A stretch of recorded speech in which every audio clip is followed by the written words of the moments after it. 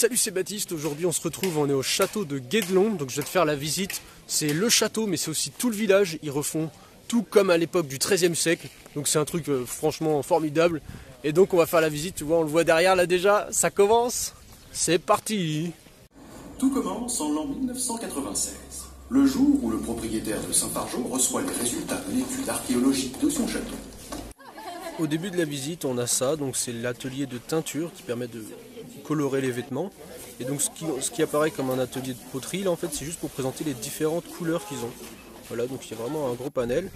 Et après, juste à côté, il y a le forgeron un peu plus bas, qui lui va fabriquer des couteaux ou réparer des outils pour les ouvriers qui après taillent les pierres. Ouais, donc là on a les écuries, donc ils font tout à l'ancienne, ils travaillent, ils transportent tout avec des charrettes comme ça. Et donc bah faut s'occuper des animaux. On les voit pas là, c'est tout noir. Et là on arrive au potager de la cour. Alors voilà, ils n'avaient pas de Roundup à l'époque, donc c'est dommage, ils étaient obligés en fait de respecter la nature pour qu'il y ait des trucs qui poussent. Parce qu'ils n'avaient pas d'engrais ni rien du tout. Donc obligés de respecter la nature, c'est quand même une contrainte assez ahurissante, mais moi je trouve ça beaucoup plus joli. Hein. On est d'accord, il y a tout qui pousse, c'est vivant, il y a de la biodiversité, c'est magnifique. Voilà, à l'ancienne quoi, au XIIIe siècle. On est loin des champs de monoculture. C'est carrément plus joli. Oh la tuile. On est tombé sur un atelier fabrication de tuiles. Blague lourde, bonjour. Alors là on se dirige vers le moulin. Alors je te parle pas de la ZAD du moulin, je te parle du moulin du château. C'est un moulin à eau qui permet de moudre la farine et tout. Ça va être super intéressant. C'est vraiment un point clé de la visite. Voilà le fameux moulin. Donc on reconnaît la roue ici qui va entraîner tout un engrenage en dessous. Et donc ça permettait, donc là il n'y a pas d'eau parce qu'on est en période de sécheresse, on est en plein août. Et du coup normalement l'eau arrive ici pour faire tourner la roue. Et ensuite bah, en haut il y a la meule. Pour bosser bah, forcément il faut des cordes hein, pour attacher, pour faire les grues et tout. Donc on fait sécher du lin, comme ça, enfin je dis on mais bon c'est surtout eux qui font. Et après ils ont une machine pour les tresser. Voilà, donc il y a tout l'atelier où ils font les cordes. Et juste dehors, là, ils ont la machine. Et plus ils en mettent par crochet, plus ça fait de la corde épaisse.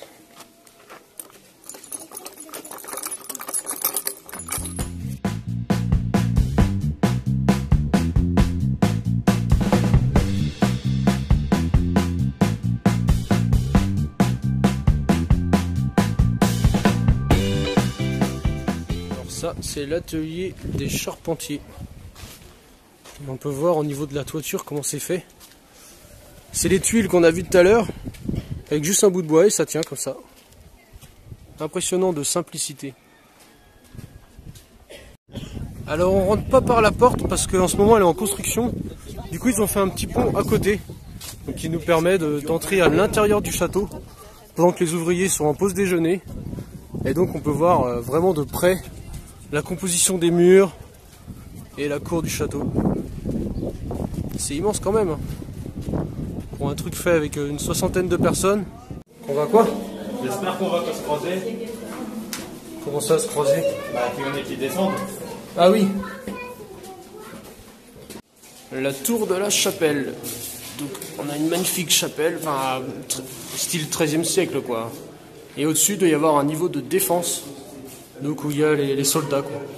Alors ici il y a le prêtre qui prie et au-dessus les autres qui tirent des flèches sur les ennemis quoi. Trop marrant. Et le cœur du château, la salle à manger évidemment. Il y a des vrais fruits en plus. Ça donne faim. Oui, on va y aller.